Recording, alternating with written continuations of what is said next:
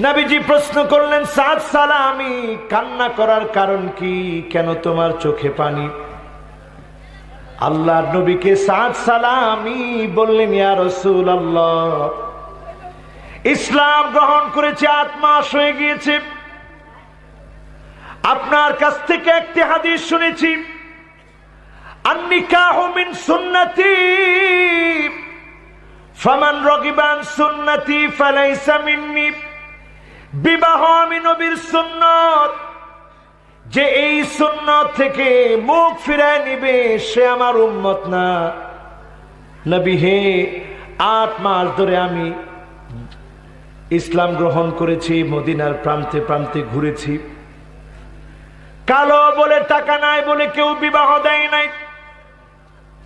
আমার মনে হয় একটা সুন্নতের জন্য যদি আল্লাহ ধরে, কেমন করে আমি জবাব দিব আল্লাহর কাছে? এই জন্য আমি কাঁদতেছি। আল্লাহর নবী বললেন, যাও আমর ইবনুল আউফের ঘরে যাও, গিয়ে বলবা তার সুন্দরী কন্যার সঙ্গে আমি নবী তোমার বিয়ে দিয়ে দিয়েছি। বলেন আল্লাহু আকবার। তিনি চলে গেলেন, দরজার মধ্যে গিয়ে নক করেছে। আমর ইবনুল আউফ রাদিয়াল্লাহু তাআলা আনহু দরজা খুলে দিলেন। দরজা খুলে দিয়ে দেখেন সাদ সালামি আসছে। সাদ সালামি, কেন এসেছো? আল্লাহর নবী পাঠিয়েছে, আপনার আদরের কন্যার সঙ্গে বিবাহ দিয়ে দিয়েছে। সাহাবী চিন্তা করলেন, কালো যদি টাকা থাকতো তাও চিন্তা করতাম, অথবা যদি এমন হতো টাকা নাই সুন্দর তাও চিন্তা করতাম। একদিকে কালা, অন্যদিকে টাকা নাই, এমন সাহাবীর কাছে কেমন করে আমার কন্যাটা তুলে দিই?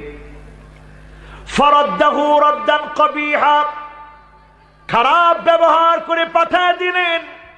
সাদ সালামি মসজিদ নববীর মধ্যে এসে বসে বসে কাঁদতেছে। আল্লাহর নবী বললেন, সাদ রে, কাদার কোনো কারণ নাই। এই সুন্নত না মানলেও যিনি তোমাকে জান্নাতি বানায় দিবেন তিনি কে? কান্না করো না। ওই দিক দিয়ে মেয়েটা দৌড়ে এসে বাবার সামনে বলল, আন্নাজাহ আন্নাজাহ, ও আমার আব্বা জান্নাত খুঁজেন। আল্লাহর নবী কালো সাহাবী পাঠিয়েছে, টাকা নাই এমন সাহাবী পাঠিয়েছে। আমি সাদ সালামির সঙ্গে বিবাহে রাজি হয়ে গেলাম, আপনি বাধা দিবেন না। নবীজির কাছে দৌড়ে গিয়ে বিবাহের ব্যবস্থা করে ফেলে। এখন সাহাবী আর দেরি করে নাই, মসজিদ নববীতে চলে এসেছে। মসজিদ নববীতে এসে আল্লাহর নবীর সামনে এসে কান্নায় ভেঙে পড়ে বলেছে, ইয়া রাসূলুল্লাহ সামিহনি, আপনি মাফ করে দেন, আমি বুঝতে পারি নাই। আদরের কন্যা রাজি হয়ে গেছে, আর দেরি করতে চাই না। সাদ সালামির সঙ্গে আদরের কন্যার বিবাহ দিয়ে দেন। বলেন আল্লাহু আকবার। একটু পরে বিয়ে দিবে। রসুল মহারণা ঠিক করলেন 400 দিরহাম। কত দিরহাম? সাদ সালামি বললেন, ইয়া রাসূলুল্লাহ, এত টাকা আমি কোথায় পাবো? অমুক অমুকের কাছে যাও, টাকা দিবে তারা। যখন গেলেন, ফাআতাহু ওয়া যাদাহু, বিবাহ করবেন বিদায় সবাই টাকা বাড়ায় দিলেন। সাদ সালামি টাকা নিয়ে এবার বাজারে গেলেন, স্ত্রীর জন্য জিনিসপত্র কিনবেন। হঠাৎ করে কানের ভিতরে একটা আওয়াজ চলে আসলো, আন্নাফির আন্নাফির। এই আওয়াজ যখন কানের ভিতরে এসেছে, আর এক মুহূর্ত দেরি নাই, মাথাটা আকাশের দিকে তুলে দিলেন। ফালাম্মা রাফা রাসাহু ইলাস সামা, আকাশের দিকে তুলে দিয়ে বললেন, আকাশের মালিক, জমিনের মালিক, আমি সাদ সালামি আজকে বাসর রাতে পুষ্প কাননে স্ত্রীর আলিঙ্গনে থাকার কথা ছিল। মাবুদ মাওলা, জিহাদের ডাক চলে এসেছে, আমি বাসর রাতে পুষ্প কাননে থাকব। আমার নবী যদি জিহাদের ময়দানে যায়, আমার নবী যদি আজকে রক্তাক্ত হয়, আমি সাদ সালামি কেমন করে আল্লাহর সামনে জবাব দিব?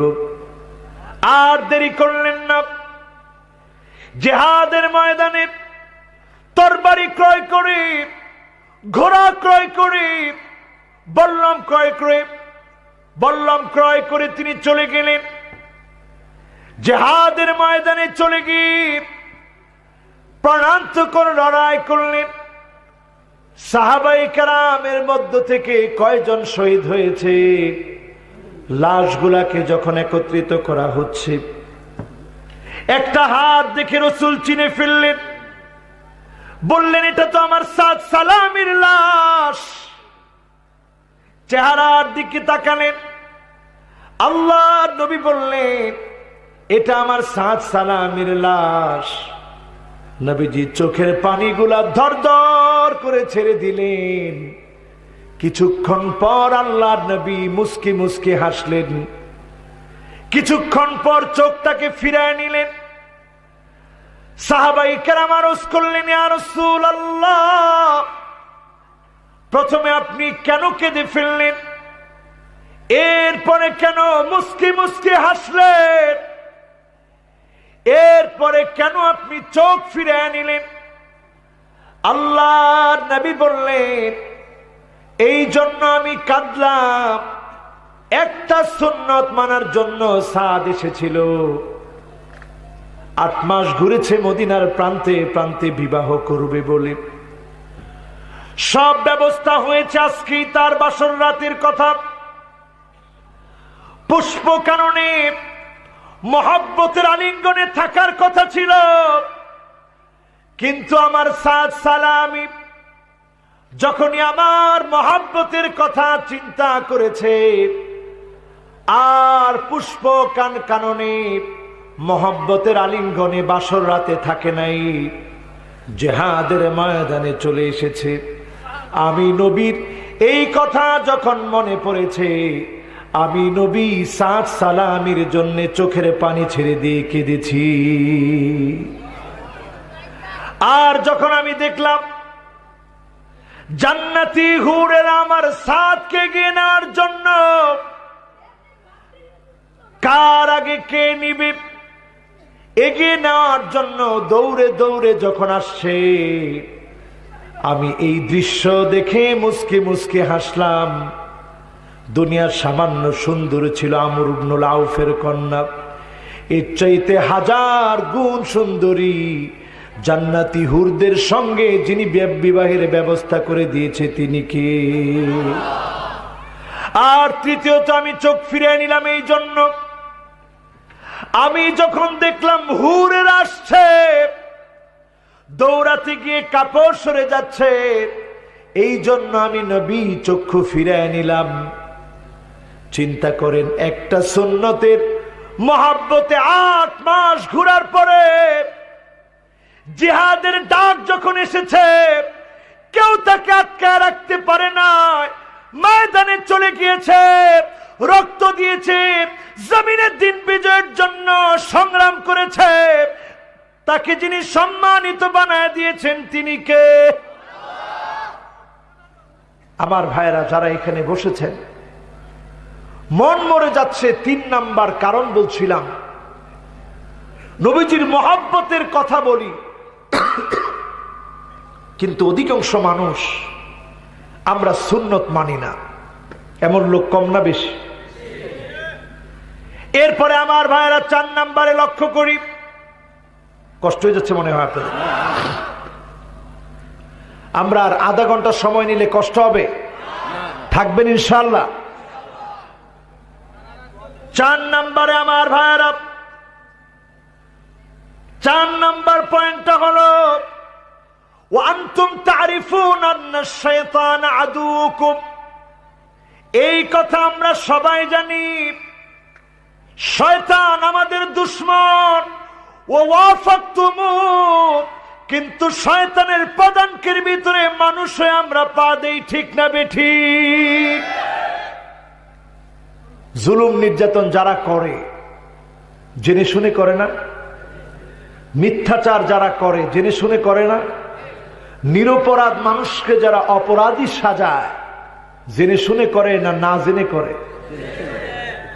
তার মানে শয়তান আপনাকে ওয়াসওয়াসা দিচ্ছে ডান থেকে, ثم لآتينهم من بين أيديهم ومن خلفهم وعن أيمانهم وعن شمائلهم ولا تجد أكثرهم شاكرين। ডান থেকে ধোঁকা দিবে, বাম থেকে ধোঁকা দিবে, সামনে থেকে ধোঁকা দিবে, পিছন থেকে ধোঁকা দিবে। ওয়ালা তাজিদু আকসারহুম শাকিরিন। শয়তান আল্লাহকে বলতেছে, আল্লাহ অধিকাংশ মানুষকে পাবেন না যারা কৃতজ্ঞতা আদায় করবে। আজকের এখানে যারা বসেছে আল্লাহর কৃতজ্ঞতা যদি আদায় করেন, যিনি আপনাকে অবশ্যই অবশ্যই জান্নাতি বানাবেন তিনি কে? শয়তানের কাজ হচ্ছে কৃতজ্ঞতা থেকে দূরে রাখা, নাফরমানির ভিতরে ডুবিয়ে দেয়া। আমাদের কাজ হচ্ছে চিরকাল আল্লাহর গোলামি করা।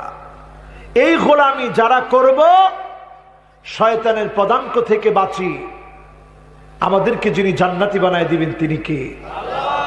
কত নাম্বার বলছিলাম? মাশাআল্লাহ। কত নাম্বার? কয় কারণে হৃদয় মরে যায়?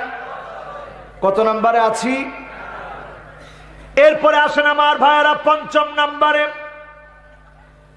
যেই কারণে হৃদয় মরে যায়, পঞ্চম নাম্বার কারণ হলো ওয়া আনতুম তুহিব্বুনাল জান্নাত, তোমরা জান্নাতকে ভালোবাসো। ওয়া লাম তা'মালু বিহি, কিন্তু জান্নাতে যাওয়ার জন্য যেই পরীক্ষাগুলো দেওয়া লাগে ওই পরীক্ষাগুলো তোমরা দিতে চাও না, ঠিক না বেঠিক? নবী আম্বিয়া আলাইহিমুস সালামদের জীবনী দেখেন, কে পরীক্ষা দেন নাই? ইব্রাহিম আলাইহিস সালাম কি পরিমাণ পরীক্ষা দিয়েছে। ছোট্ট ইসমাঈল আলাইহিস সালাম